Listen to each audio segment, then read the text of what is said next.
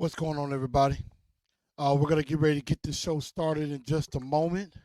We're definitely going to be talking combine because we have the combine has already started to kick off this week.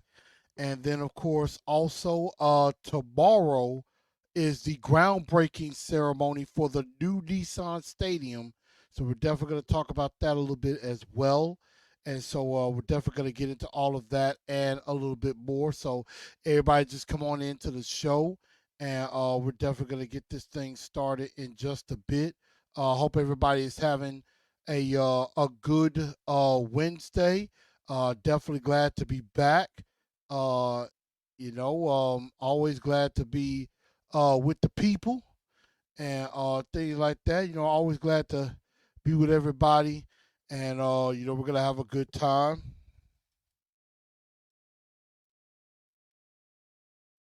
And so I want everybody to go ahead and share the show out to everybody.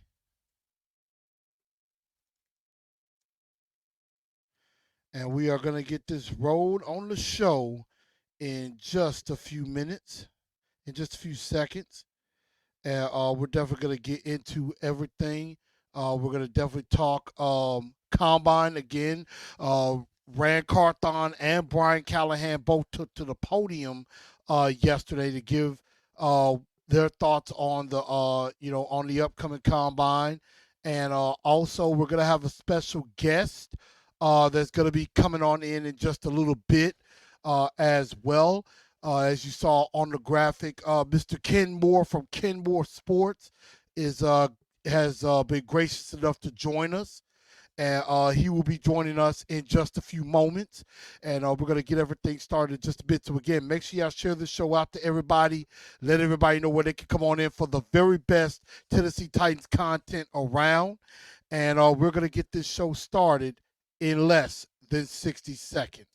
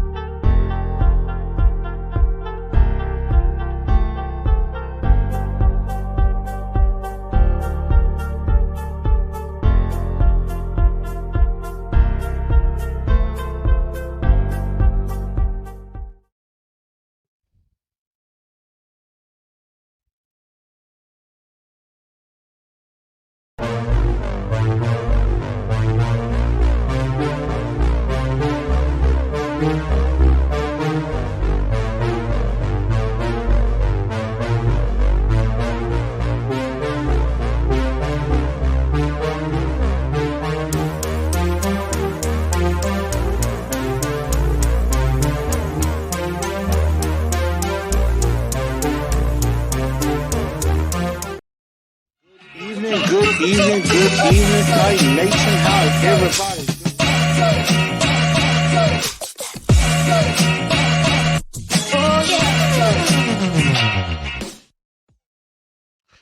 What's going on, Titan Nation? How's everybody doing? Welcome into TNT tonight. I am your host, Chris, aka Blue Enforcer, and we are got a very special and stacked show for you on this evening. Hope everybody is having a really, really good Wednesday. As we have the scouting combine is here, and we're definitely talking about that. All roads lead to Indianapolis, where everybody is up there, and all the big time prospects are there, and some interviews are going on right now. But make sure y'all go ahead and join in on the show. The best way, of course, to do that is to make sure y'all share this show out. We got a few people in. Make sure y'all also smash that like button. Go ahead and hit that like button for me.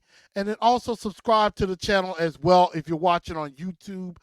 Definitely go ahead and go over there and subscribe to the channel and ring that bell so that way you are notified whenever I do go live.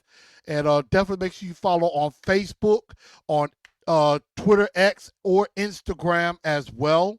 And then also, I'm definitely making sure I get better at catching up, making sure everybody's on Spotify, iHeartRadio, Apple, or Google Podcasts, wherever you get your podcasts from.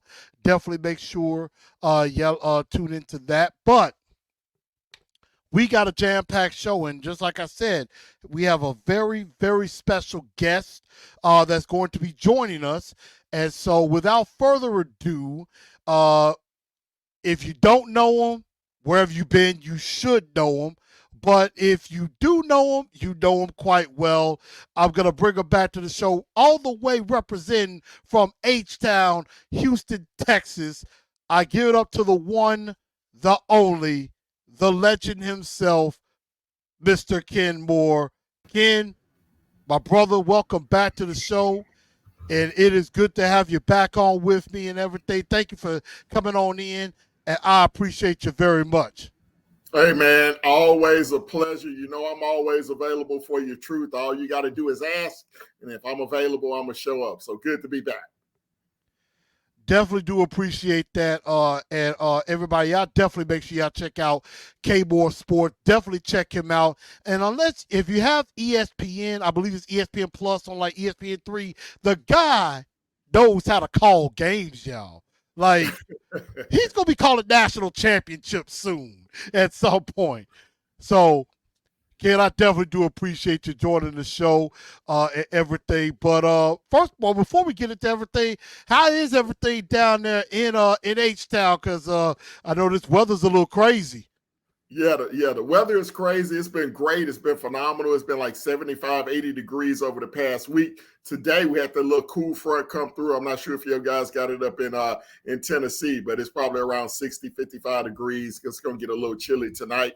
But everything's popping in H-Town. It's all about the NCAA. My Houston Cougars, #1 in the nation.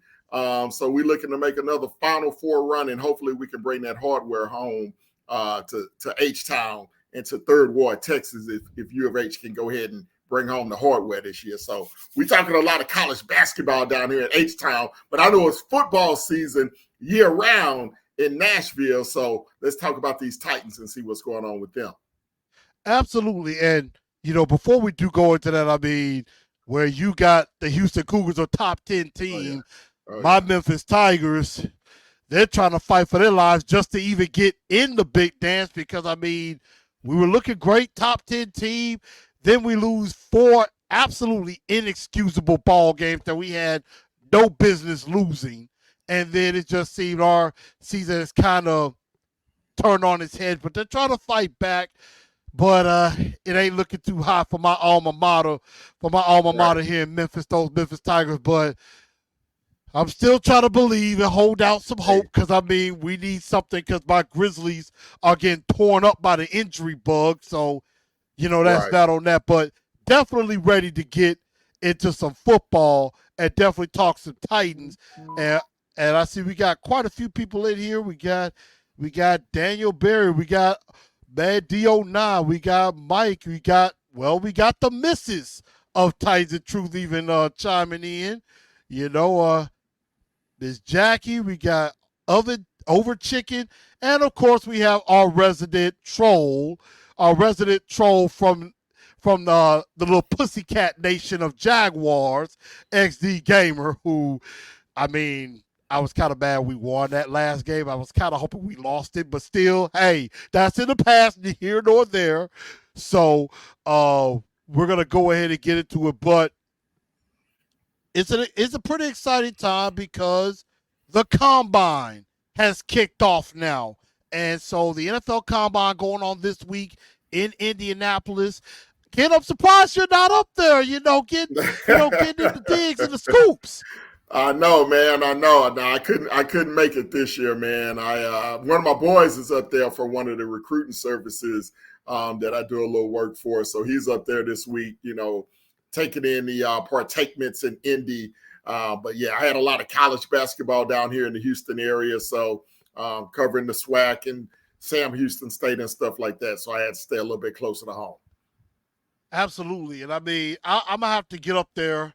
I'm going to have to get up there and see if I can get my credentials so that I can get in on the action and do some interviewing and some networking and things like that. I'm going to have to figure out a way to do that and get credentials so that I can join in on the fray.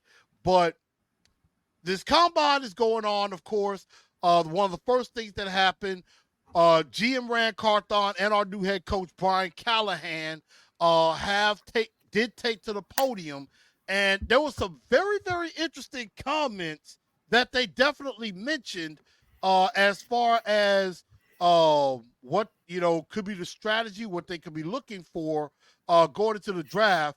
And so I'm going to play a couple of clips uh, from from Rand and also from Brian Callahan, and this is courtesy of Jim Wyatt at J Wyatt Sports on Instagram, and also our guy Teron Davenport, TD at Teron Davenport on Instagram. Now, obviously, the this is what Rand was thinking as far as possible talent that they could be looking at going into the draft. I think we're really deep at receiver in this draft and O line as a whole, which are two areas that we're going to be focusing on. But it's a really deep class, a lot of talented young men, and we're looking forward to meeting with them throughout this process. I think we're really deep at receiver. So that was GM Rand Carthon talking about positions that they felt it was really deep in the draft: wide receiver, offensive line, which I think for a lot of Titan fans, those are the top two positions right there. So, Ken, in your thoughts, what positions do you think are the most deep going into this draft right now? Is Rand right? Wide receiver and offensive line, the most deep positions.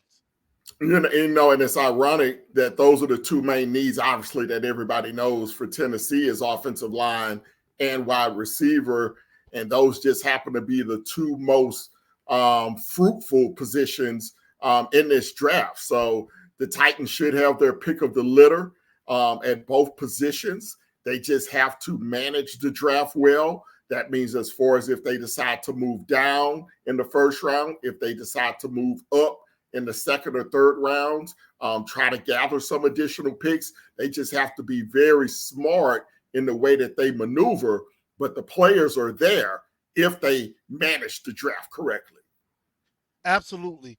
And I definitely feel you on that. It's just you gotta be smart. You gotta, definitely do your homework on this. But here's another clip from Rand where he basically, is saying that hey, if we're really liking a particular player, one position, we could afford to pick another position later, even if it's a developmental player, and be able to bring him up, and they eventually become the big time player. I think if you look at it strategically, it's about the value, right? So if you're sitting there and there's a receiver there, knowing that there's a deep O line class, it's like, all right, where can we supplement this position, later. So it's about playing those two parts off of each other, whether that's in free agency as well, and in the draft. So it's about trying to mix and match those two pieces. I think if you look at it strategically, now that was Rand basically saying, in a strategic standpoint, he said, hey, if we want something at one position, we may could afford to pick another position later. And so it again brings up a very interesting situation, because I believe, everybody is thinking, is either Joel or Malik Neighbors. Like right now, in my honest opinion, I'm going Joel all the way. That takes care of the left side of your line. The left side of your line is set, and I think you can go find a receiver later in the draft that has the potential to be a legit superstar. And I think it's harder to find a good offensive lineman later in the draft that can become just that stalwart offensive line. Now, I did remember hearing in one of the comments, of course, from Rand, and is that Bill Callahan put on a clinic as far as knowing what to look for in particular offensive linemen. And that leads me to believe it's basically, when it comes to offensive line, they're going to defer to Bill Callahan. They're going to basically say, hey, Bill, what do you think of this player? You like this player? And I think, that topic of conversation is starting to come. We're going to hear from Brian Callahan in just a minute. But my question for you is, what if the Titans decide to go receiver at 7? Do you think with Bill Callahan on board, could the Titans say, you know what? I think we could find us an offensive lineman in round 2 or even round 4, and they can become a starter going forward? The short answer is yes. I would be very careful about waiting too long to get an offensive lineman because most of your quality offensive linemen are drafted early in the draft. Your all pros, your pro bowlers, your guys that are top 5 in the league at their position. Typically on the offensive line, those guys are drafted early. Wide receiver is a little bit more value. You know, you can find wide receivers in the 2nd round, 3rd round, 4th round, 5th round. Look at the kid for the Rams. They got in the 5th round. He's all pro his rookie year or all rookie. So it's a lot more of receiver value late than it is offensive lineman value late historically. I absolutely agree with that because we've seen that time and time again. Like you said, with Puka Nacua, we've seen that with a lot of other receivers who are drafted late that just come out of nowhere. Cooper Kupp was a 3rd round pick for the Rams and has become one of the better receivers in the league. We see it all the time with receivers that they come out of nowhere and just that's your boy Amon St. Brown, who you wanted so desperately a few years ago. Absolutely. I mean, and now I'm hearing that the Chargers might cut Mike Williams. I'm like, the one I wanted to put a ring on could be available because I had that comparison a few years ago. Everybody, I remember that. I said Mike Williams was the one I want to put a ring on. Corey Davis was the one I was like, I could date for a while, but I don't know if I see anything serious. And then John Ross was just like, I'm putting him in the friend zone. And so you kind of got to be careful in this situation. Like, I mean, honestly enough, I would probably stick Joe Alt. The only way I would go receiver is if Alt is not there, and I'm not going to discredit Olu Fashanu by any means. But Brian Callahan has some interesting stuff to say, too, in regards to what the teams are looking for as well. And it looks like they're kind of on the same page, but here's what Brian Callahan had to basically say. Yeah, I think there's an element of explosiveness, of speed that we can add that would help us. This is a really fun class of players, really from the top part of the class all the way down to the bottom. There's going to be good receivers. I think you'll find that'll come off the board in the 2nd, 3rd, and 4th rounds that I think will be contributors for some teams. So it's a deep class. There's really a lot of variations of player. There's guys that are good with the ball in their hands. There's guys that are really fast.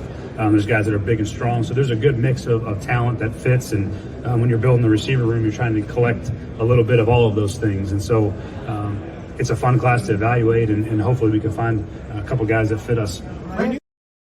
Yeah, I think there's an element.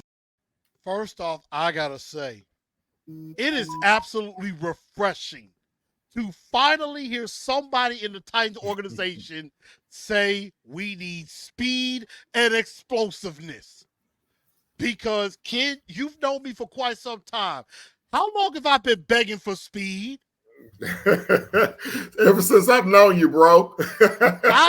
Exactly. I have been begging for this team to get some speed in forever. For at least the last 3 years, 3 to 4 years, I have been begging them to get some speed, and it's finally refreshing to hear a coach say they want some speed. And Rand has even said, hey, we want to add some playmakers too.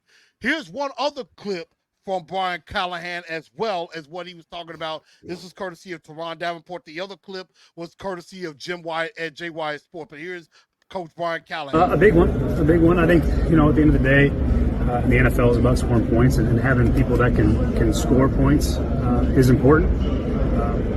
I would say that situation and our situation are probably very different, both in who those players are and where we are in our process. So we were going into year 3, and Jamar Chase and Penei Sewell, I think, were kind of unanimously considered to be all-pro caliber players. They've both lived up to that billing, and so it's a different set of players, different set of circumstances. But I'll always lean, when all things are equal, guys that can score touchdowns tend to make more of an impact. Oh my goodness. I could fall in love with this right here because it's music to my ears. Like, no longer are the days of, well, I like that receiver because he sure can block, and things like that. Brian Callahan is saying, we want speed. We want guys that can score touchdowns. And at the end of the day, that's the most important thing, is scoring more points than the other team. And so me hearing that is it is absolutely so refreshing to hear that. And in his first presser, he mentioned, as far as protecting Will Levis, he said it would take everybody. Now, he said as far as receivers are concerned, is getting open quicker, getting the ball out quicker. He didn't say receivers blocking. He said help protect Levis, getting the ball out quicker, and receivers getting into their routes a little bit faster. So, hearing that, how refreshing does that sound? Oh, it's extremely refreshing to hear. And I actually posted on Facebook yesterday when those quotes came out, or it may have been this morning. My days run together now. But a lot of people peel from that last comment from Callahan. Oh, since they took Jamar Chase in Cincinnati over Penei Sewell, then that indicates that the Titans will automatically take a wide receiver over an offensive lineman in the first round. I did not peel that away from that message. What I peeled away from that message was, he said they, meaning the Bengals, were in year 3 of their process. So they went ahead and took Jamar Chase instead of the offensive lineman. Now, a lot of that had to do with Chase already had a relationship with Joe Burrow because they had just won a national championship together, right? So it's a lot different because the Titans are in year 1 of this phase, and you have to get that offensive line protected. I'm not saying that they won't take Malik Neighbors or Rome Azun, from Washington if one of those guys are there. What I'm saying is, it's not a closed case that they will go wide receiver with that pick based off of those comments. I definitely do. I definitely do agree with that. It should be best player available. And I think, again, I would say, if it's me, if Joe Alt's on the board at 7, I don't care who else is there. I'm taking Joe Alt at 7 and build up that offensive line and get a receiver later. Now, if Alt and Neighbors are on the board, I can guarantee you that is a fun yet uncomfortable conversation that the Titans are going to have in that 10 minutes that they're going to have to pick. It will be interesting, but it will be very, very difficult, very, very uncomfortable. Now, if Alt or Neighbors, if one of them is off the board, I would pick the other. I would pick the other and be fine. Even though, no disrespect to Roma Dunzier, which I still got to do my homework with him, and Olu Fashanu as well, which, again, if they pick Olu Fashanu and Alt's gone, I mean, that's 1A, 1B offensive line. I think we'll be okay with that. I mean, you fix the offensive line. Now, one caveat to this, and it's probably not going to be a big deal because I don't think this is really going to change anything. Of course, it's coming out that Marvin Harrison Jr. is in Indianapolis but will not work out. And so I'll say this, even though I know there's a 99.9999991% chance he won't be there. If Marvin Harrison is there at 7, let's just say all bets are off. All bets are off. Marvin Harrison is my guy. I don't care if Alt is on the board at 7. I don't care if Caleb Williams is on the board at 7. That's where I'm going. That there is no ifs, ands, or buts about it. It will be Marvin Harrison. But again, 99.99992% chance he's not going to be there. So everybody just don't pay attention to what I just said because it's probably not going to happen. If Marvin Harrison Jr. is there at 7, that means he flunked his physical. Something went wrong. And he failed every cognizant test available. Yeah. If they're at 7. If he's there at 7, something went wrong. It will almost be maybe not exactly like the Laramie Tunsil situation. I believe that was back in 2015. I want to say when Laramie Tunsil could have went number 1, and we traded back, and had the whole thing with the smoke and all the stuff coming out. It would have to be that kind of situation for him to fall like that. And in that case, I'd be like, I don't care what he failed. The dude can play. So I'm going with him. So I definitely do think it's going to be very interesting to see how all of this goes. But with the combine kicking off, I am very interested to find out who the Titans have spoken with. And it seems like they're at least, well, my first question to you, Ken, is do you think they're giving a smokescreen talking about more receiver than offensive line, or do you think they are actually possibly considering that?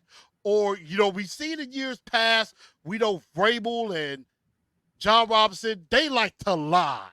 They like to lie and speak Belichickian.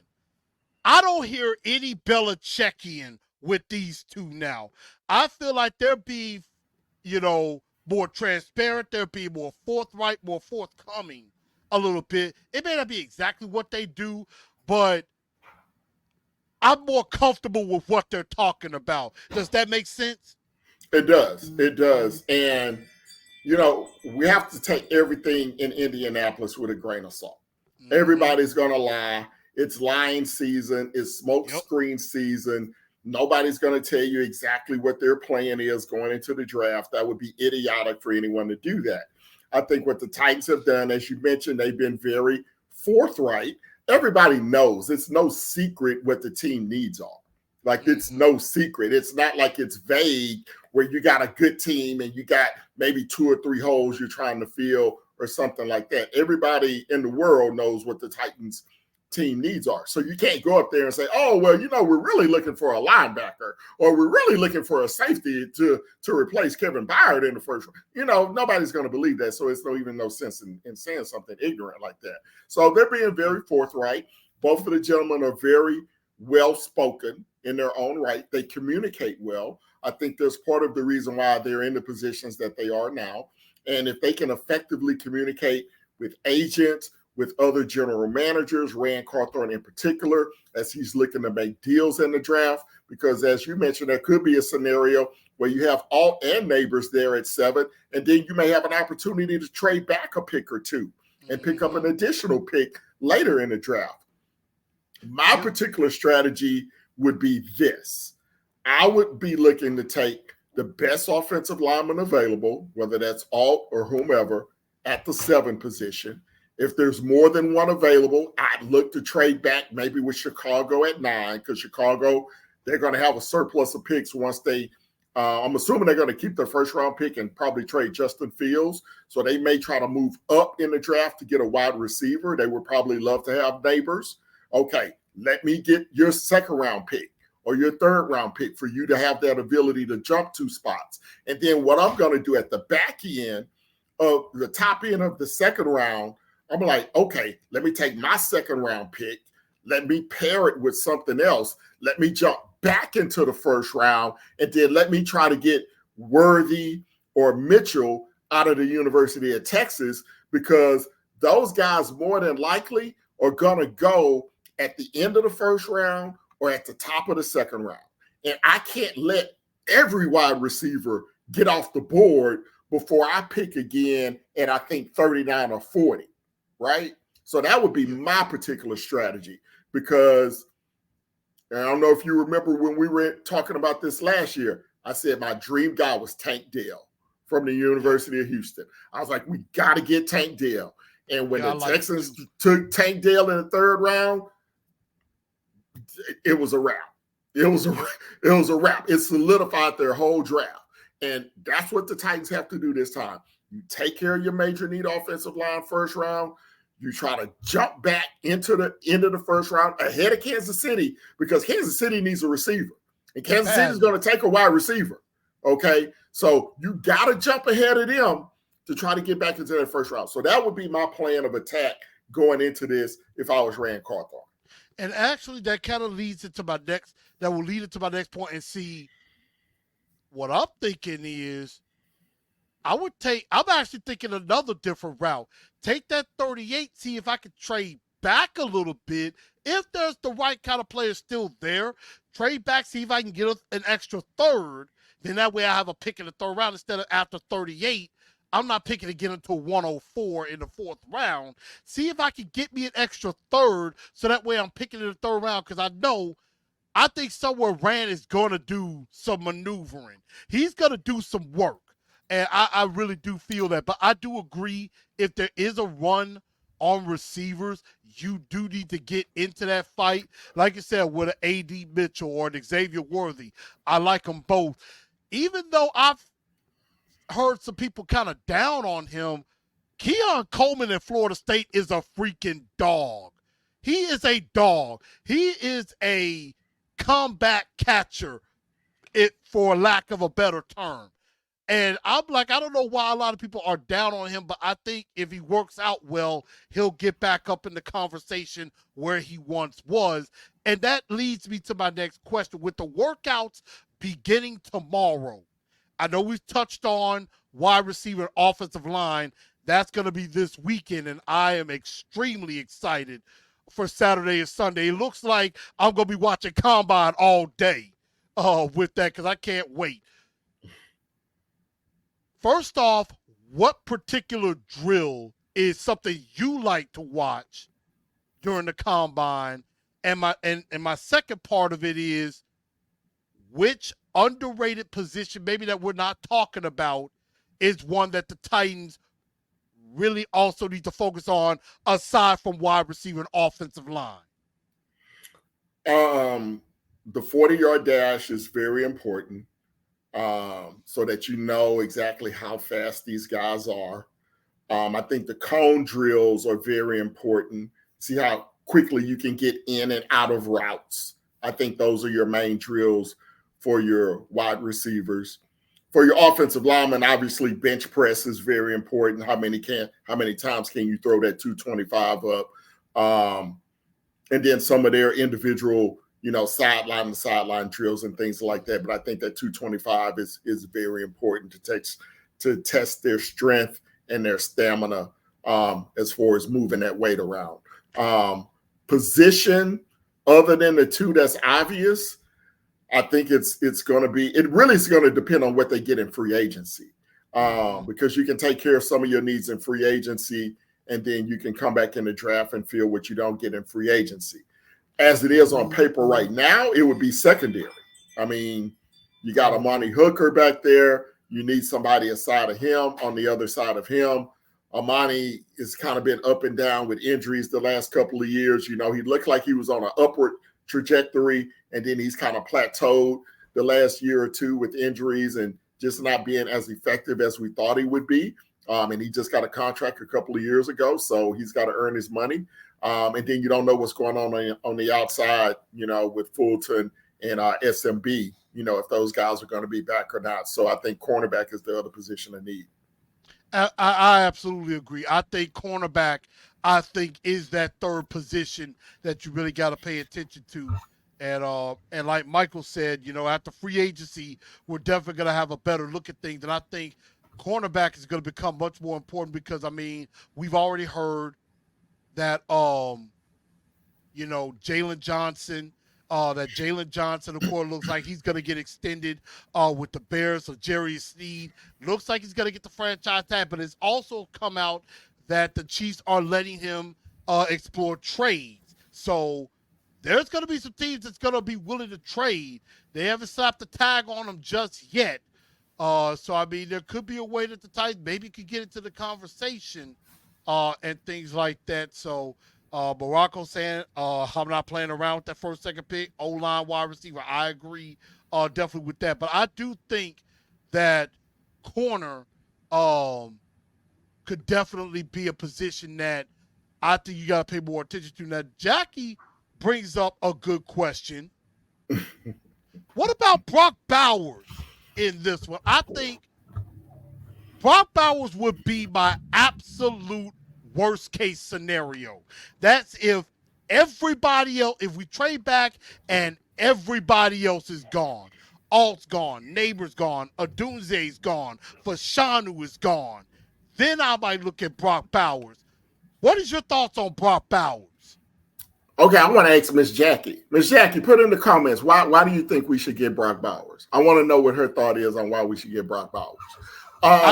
There it is, Miss Jackie. There it is. I'm put you on the spot, Miss Jackie. I'm put you on the spot.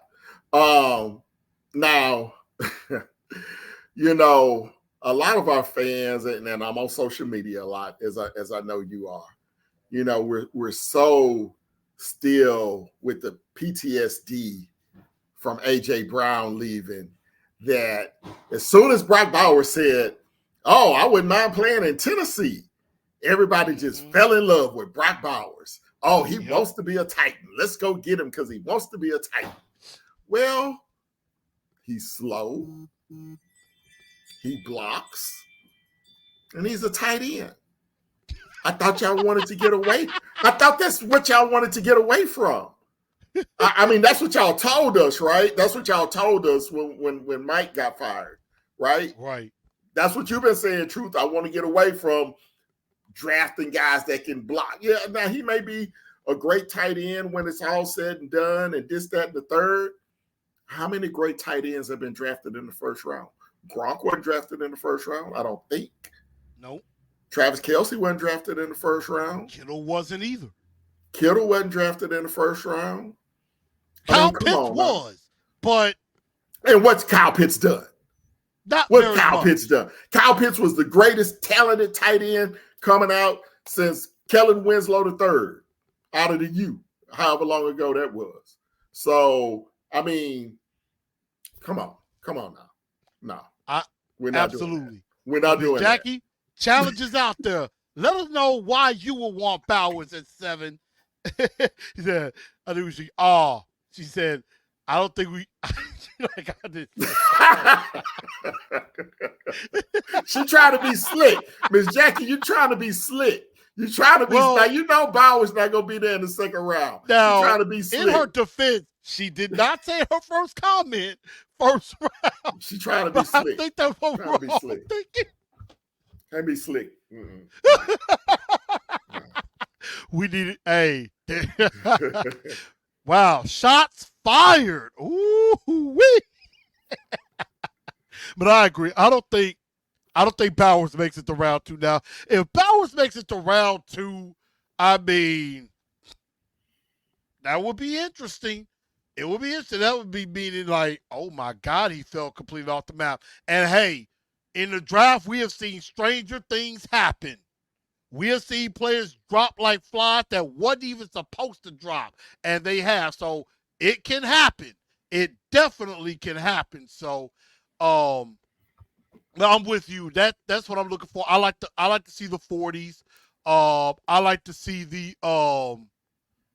with the receivers and even sometimes with the corners, the gauntlet drill where they're kind of, catching, twitching their hips. Offensive linemen, I like to see, especially tackles, how they get their kick, how they get their that kick step. Whether it be on the left or the right side. Can you get into your kick step before that pass rusher gets around you and things like that? So that's something that I look for. Now, one underrated position, I wouldn't say the Titans really necessarily need it, but I'm going to enjoy watching it. It's something near and dear to my heart, is defensive line, because I was a defensive lineman myself.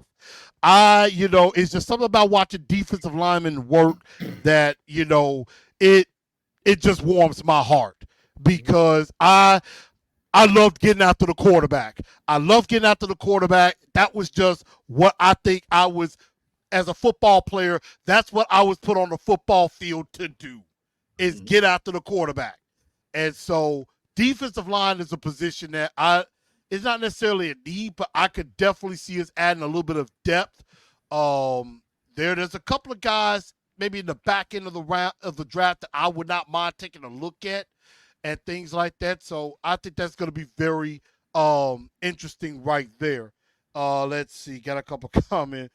Michael says 3-cone drill, and I don't think they really show the 3-cone drill as much. Sometimes they do with the receivers and things like that. I know they show the 40, they show some of the on-field work, and they show like gauntlet with receivers, and they show like them running different routes and breaks and things like that. But I don't think I get to see the 3-cone or the shuttle runs and stuff like they should show. But it's going to be very interesting to see on that. But in moving on, DO9 does bring up something as far as free agency. We know free agency is in a couple of weeks. And more I'm hearing people say, you know what? Should the Titans go after Chris Jones? Because it looks like they're going to franchise tag L'Jarius Sneed. Now, the only problem I have with this is going to be the money part. Because if you're going to sign Chris Jones to 30-something million, I don't think Big Jeff is going to say anything about it, but it's like he might think in his mind like, dang, I could have gotten a little bit more. So my thing to you, Ken, I want to ask quickly, should the Titans go after Chris Jones in free agency? With whose money? Well, it looks like we got close to 90 million in cap space. You know, we got between 78 and 90 million. I mean, I wouldn't be opposed to it. I mean, let's see. You put Chris Jones with Big Jeff, Harold Landry, and possibly bring back the Nico Autry on the cheap. Name me an offensive line that wants to block those four at the same time. I don't think it'll happen, but I think. I mean in a fantasy, try. In a fantasy land, absolutely great. But I mean, you sound like, no disrespect, Miss Jackie. You know we picking on you tonight. I'm just picking on you. But why you over here tripping, dog? You know we're not getting Chris Jones, man.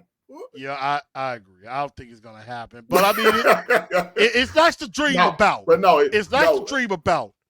No, Chris Jones is phenomenal. He wants the bag. I mean, he wants the bag. I mean, not 1 year, 30 million. He wants like 4 years, 120 million. So he wants the bag. So no, you got too many other needs. And if you're a Super Bowl, if you're one player away, you know, if this was 2020 and you said, okay, yeah, let's go get a Chris Jones to push us over the hump, then I would absolutely say yes. We're not in that type of business right now. We need to be building up young guys that can grow, that can elevate the process in a fast pace, you know, in hopefully 1 to 2 years. But Chris Jones is the type of guy that you go get if you're Buffalo or you the Ravens or you somebody that's trying to get over. If you Cincinnati, you trying to get over that hump. That's the teams that should be in the Chris Jones market. The Tennessee, that's the wrong neighborhood for us right now. Now, I agree. I can understand that. Now, I did like... Just my opinion. Yeah, I hear you. And I did like what Brian Callahan said. He's like, you know, he said he thinks that they have the resources to be able to turn this around quickly, to be able to get a lot done in a year. And, you know, a lot of people say, well, it'll take multiple years for things to get done. You know, Brian Callahan actually believed they could do some stuff in a year. And I'm like, I kind of like hearing that. I do like hearing that. Now, again, Chris Jones probably out of the realm. You know, T. Higgins look like he's out of the realm. Pittman and maybe even Mike Evans is out of the realm. So, I mean, they got to be smart, active, but smart in free agency as they've said to be. And so again, yeah, the combine's kicking off this week.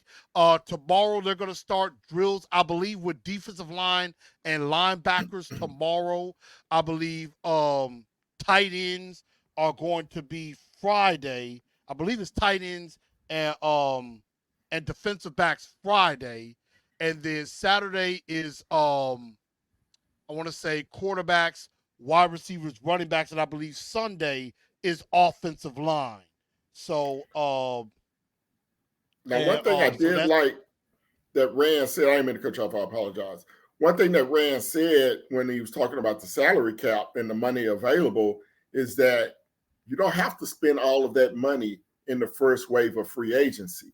You true. have to save some of that money not only for your draft picks, but for your post June 1 cuts. That's the way we were able to get DeAndre Hopkins last summer, is because we had money in June to go get him after the post June 1 cuts. So don't look for the Titans to spend, empty the treasure chest in the first wave of free agency. And usually that's when teams make the most mistakes, is that first wave of free agency. When you go out and you just overpay for guys that, they've already had their first and second contract. Now they're looking for a big payday before they walk off into the sunset, and they don't come to your team with the same fervor that they had early in their career.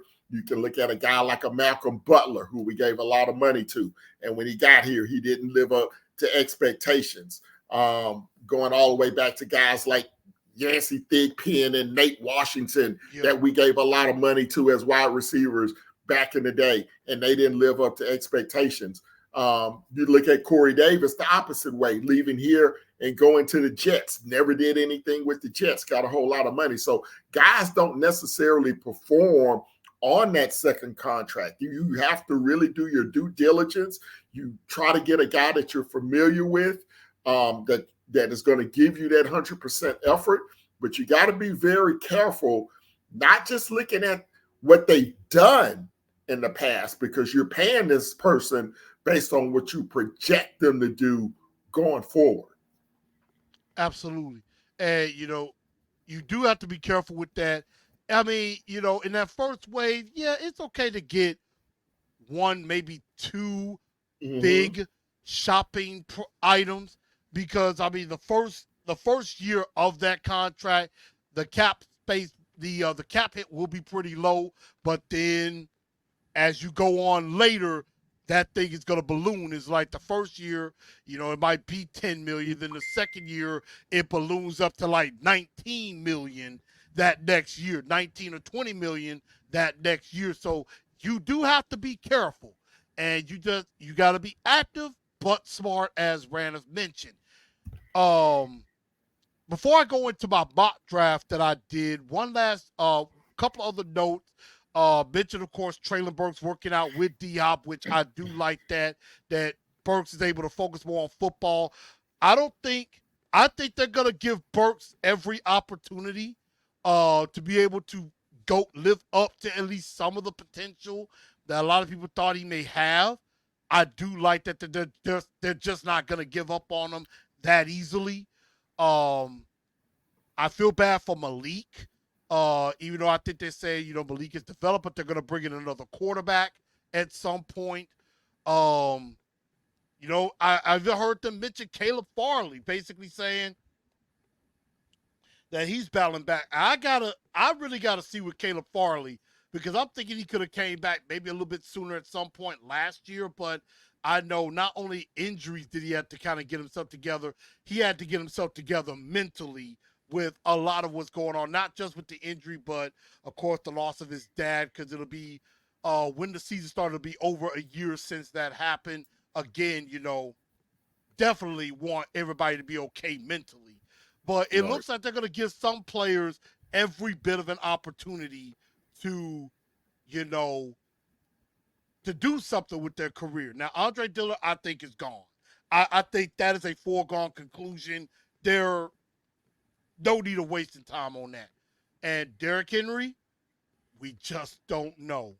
I mean, you know, Ken, I want to get your thought, because I've talked to people like Miss Mims. I've talked to people like Crazy Tight Lady Miss Loretta, and And you know, Miss Mills was kind of sad thinking that Derrick Henry might be gone, and Miss Loretta was mad at me. Like she tried to call me out, like basically saying, you know, you're talking bad about the team. I said, I'm here to tell the truth. I'm here to tell the truth. I'm not being I can't be a fanboy. I'll be a fanboy on Sundays at the stadium, but when I'm Mm-hmm. here, it ain't about being a fanboy. It's about being objective.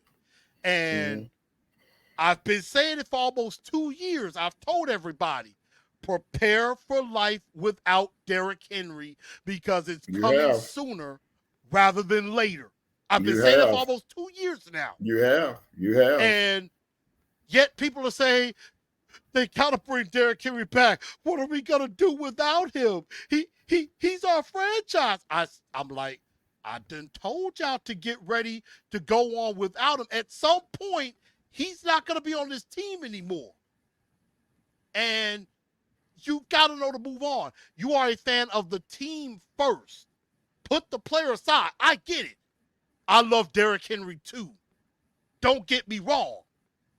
But the way that this offense is the direction that this offense is about to head, they're going to head into uncharted waters. And I don't know if Derrick Henry is going to be able to swim in these uncharted waters. Please tell me I'm wrong.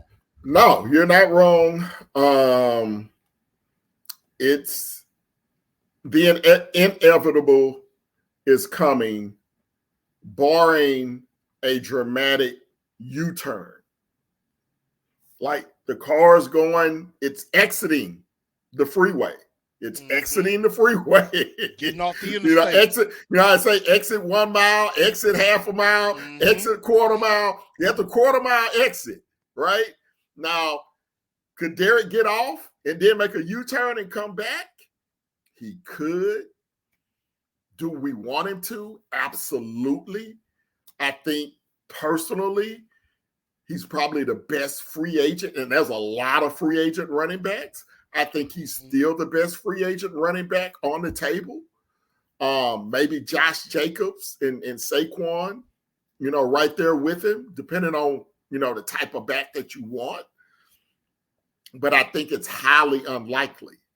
I think you can listen, if you're listening to the words of Rand and Brian Callahan, the coach, when they talk about, if you take them at their word or kind of as their word, what they're saying as far as free agent or the draft and the positions of needs and this, and that, then you also got to read between the lines when those guys talk about Derrick, when they're asked about Derrick. Brian specifically said, well, yeah, I've reached out to Derrick. He didn't say he talked to Derrick. You got to listen for key words. He didn't say, oh, yeah, I've talked to Derrick about coming back.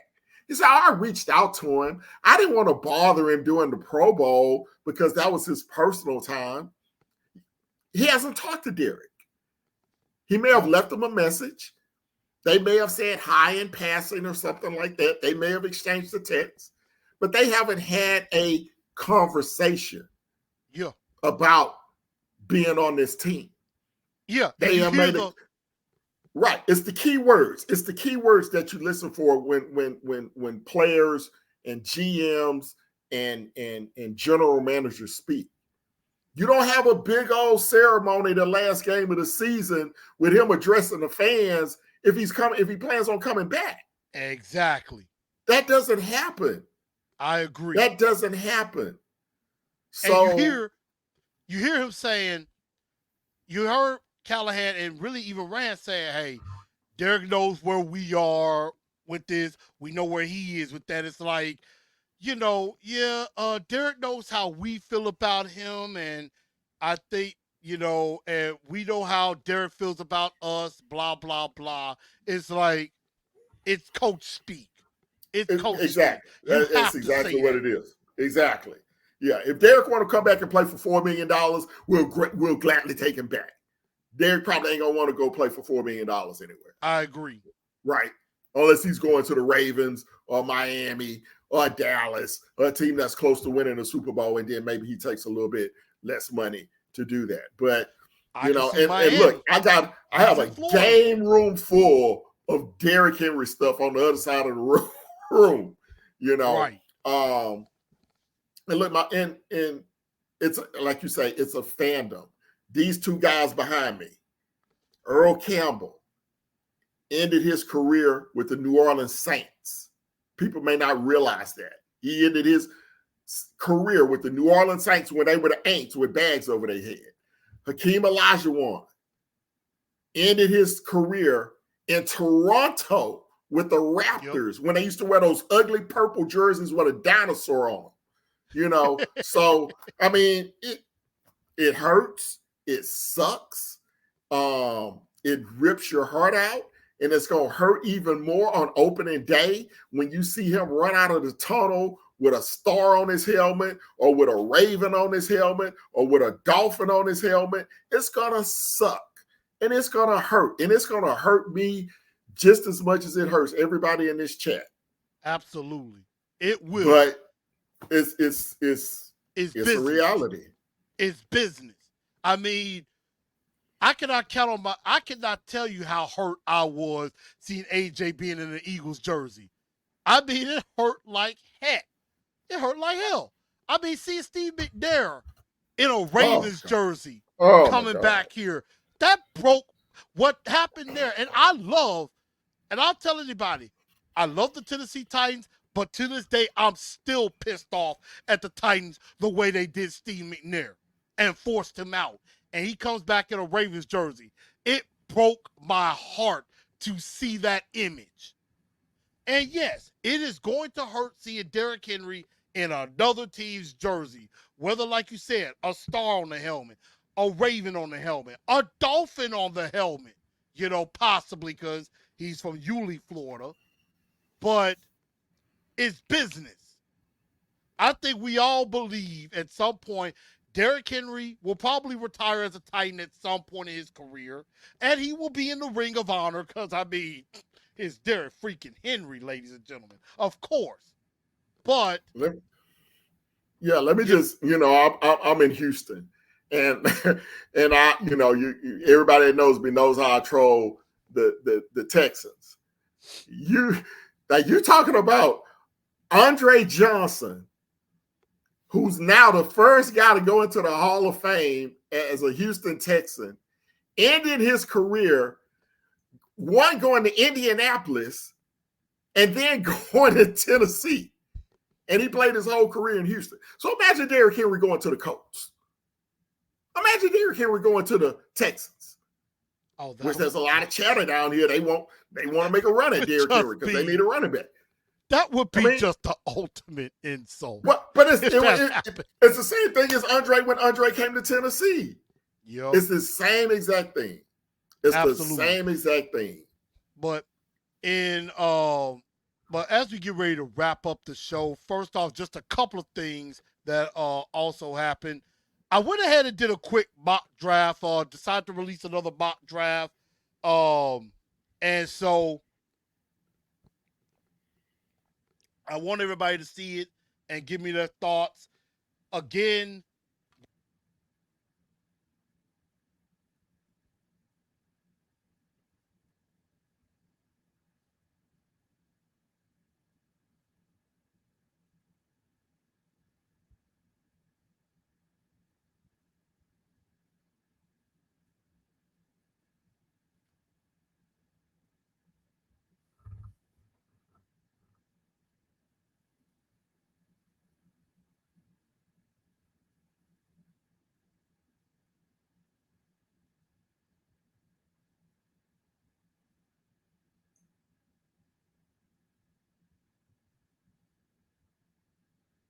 Chris, you still there?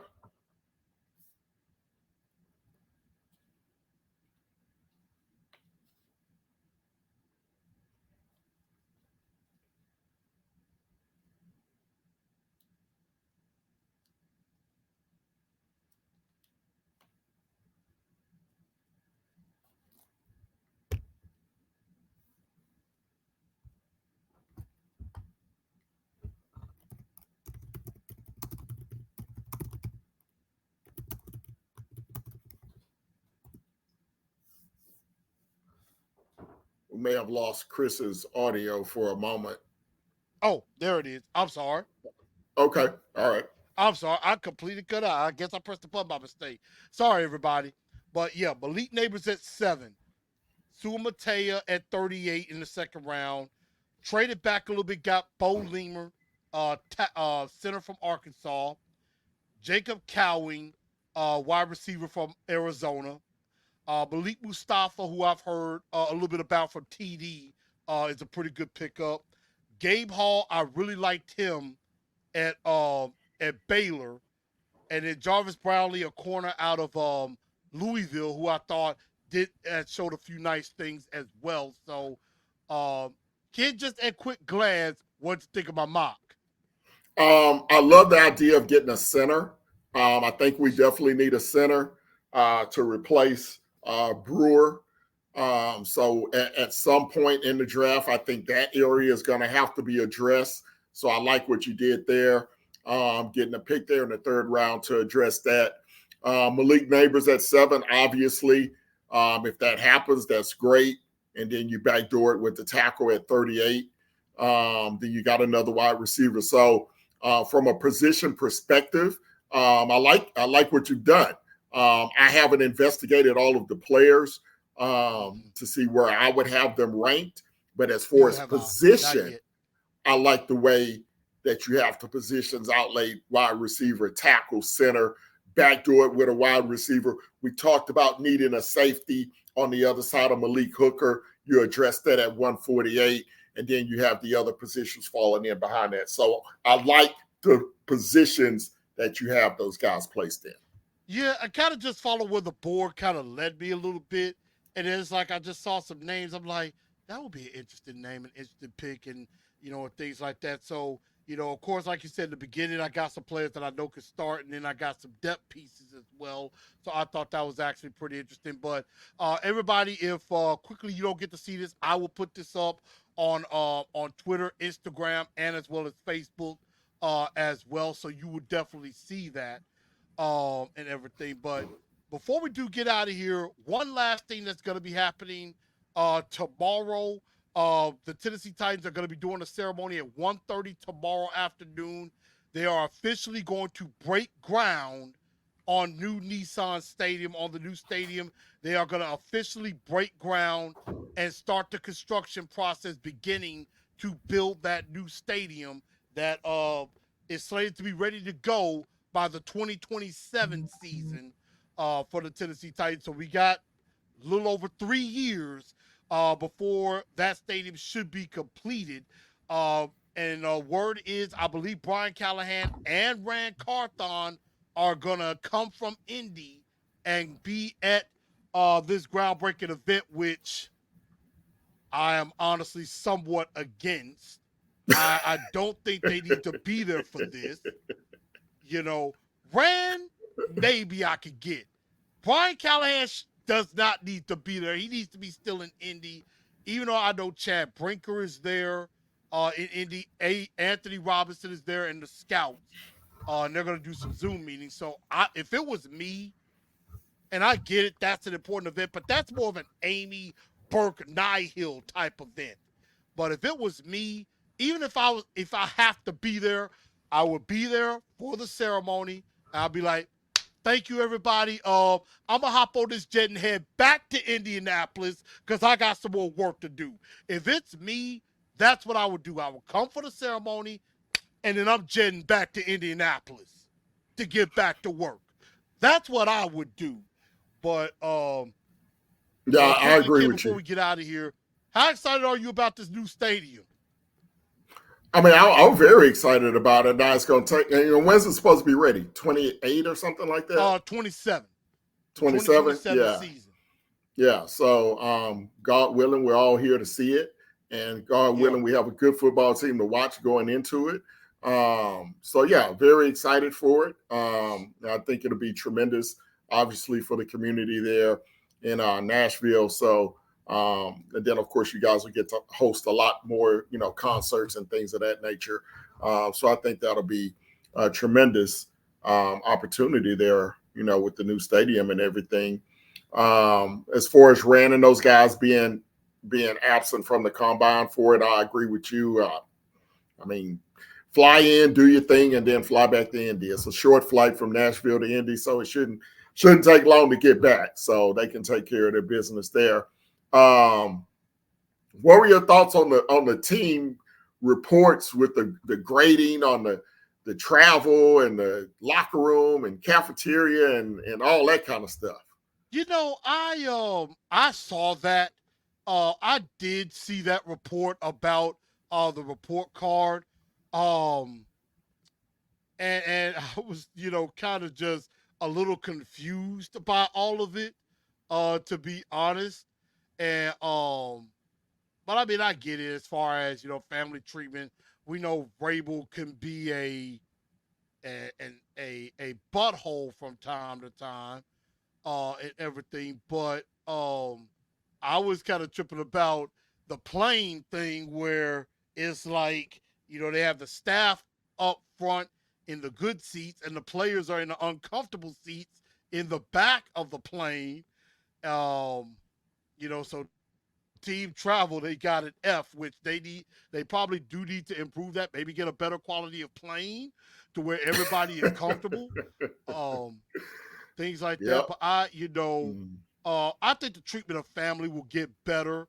Um, I think the treatment of family will get better, especially with now Rand and Callahan there, because Vrabel, he was the type he didn't want to give nothing away.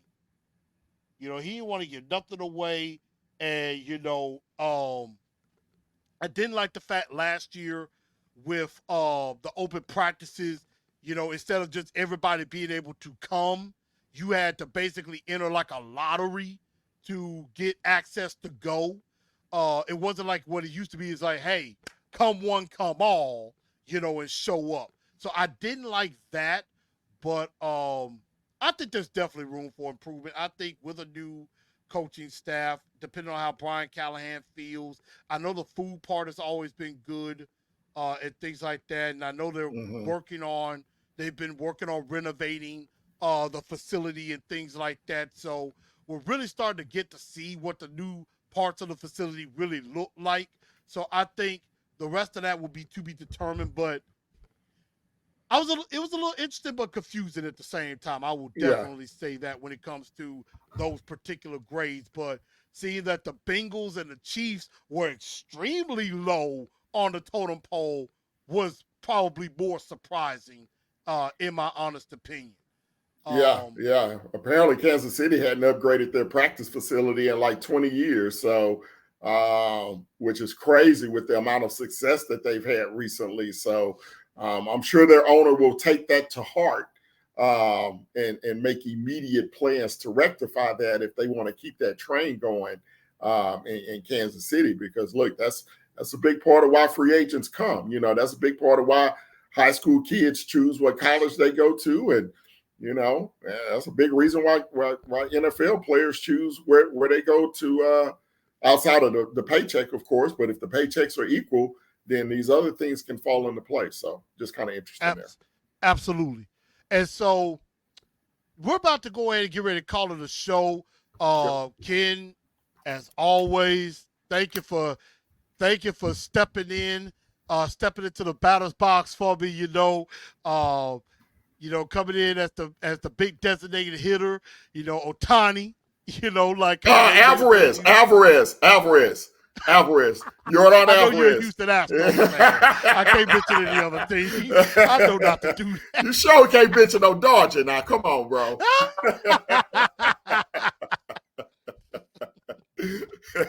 I had to do that one to you. I But know it.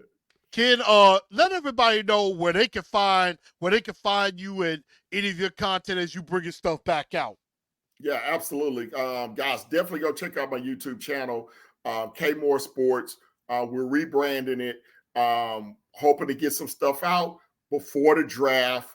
So it's going to have a new look to it. We're going to have a co-host. We're working on that right now. And it's going to be more than just Titans. I will tell you that up front. We're going to be talking NBA. We'll talk baseball. We'll talk relationships. We'll talk entertainment. We'll talk whatever the hot topic is of the day, of the moment, of the week. We will discuss. Things are getting a little bit more broader, sports wise, as it bleeds over into everyday life. And, like the situation with Cam Newton this week, those will be the type of topics that we'll talk about on the show. So that'll be coming here hopefully within the next 2 to 4 weeks as we kind of get everything buttoned down with that. Name of the show will be The Danger Zone with Ken Moore. But it'll still be K Moore Sports. That's where you'll find everything. So go hit the like button. Go subscribe to the channel if you haven't. K Moore Sports on YouTube. Of course, you guys can follow me on Twitter at K Moore Sports. Instagram is Ken Moore Sports on Instagram. And I have a K Moore Sports Facebook page and a Ken Moore Facebook page. So there's 2 Facebook pages. There's the Instagram and then Twitter and YouTube as well. But the Danger Zone is coming soon. It's coming soon. Absolutely. And then, of course, you guys, hey, I do college football, college basketball for ESPN. Broadcast season is just about over as the regular season is over. But I was broadcasting games for the SWAC, Prairie View, FAMU, Grambling, Southern, all the SWAC schools, basketball, University of Houston, of course, as well as Sam Houston State basketball. So you can go back and catch some of those games on archive if you have ESPN Plus, which I know a lot of people do.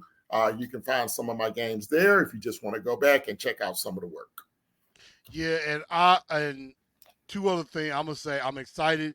College football 25 EA Sports finally coming back. I am stoked about that. Can't wait to get back on my controller and start playing that. And also in tune with that, definitely got some stuff coming up. Definitely thinking of some ideas of rebranding as well. So, definitely going to be collaborating. I can't wait. I definitely have to join you on the Danger Zone and talk some other stuff too. So, Ken, as always, buddy, thank you so much. I appreciate you being on the show. Thank you for stepping in with me. Always a pleasure. Yes, sir. Absolutely. As we get deeper into free agent league, let's chop it up some more. You will be one of the first guests on the Danger Zone. Just want to let you know that. Hey, thanks to everybody in the chat, man. It's always good interacting with you guys. Love seeing you guys. Thank you so much. All right. Thank you, Ken. All right. That was Ken Moore from K Moore Sports. I definitely do appreciate him joining the show and everything. Always a pleasure. Brings a wealth of knowledge to the show and everything. And, similar to him, I too am working on some things as far as kind of rebranding, maybe coming up with a new network name. I think I may have one in mind, but definitely going to try to work on talking NBA, talking college basketball, especially with Down to the T, talking about the sports teams here in the state of Tennessee. We're definitely going to get back to that as well. And definitely talk about some other things going on in sports. So the Truth League report, we're definitely going to work on bringing that back. Just trying to kind of figure out what will be the good days to do that. So that way I'll be definitely prepared. Definitely bringing out more. So a lot more content is definitely going to be on the way. So y'all are going to be sick of me. But again, make sure y'all hit that like button. Definitely hit that subscribe button as well. And definitely download Spotify, iHeartRadio, Apple Podcasts, Google Podcasts. And again, everybody, I thank y'all for tuning into the show. Thank y'all for helping me hit 1,400. Let's keep going to 1,500. And let's hope by the beginning of the year, I want to get to 2K. So help me get there. Pass this information out to everybody. And as always, thank y'all. Good night. And tighten up. Because that's all we know how to do. Good night, y'all.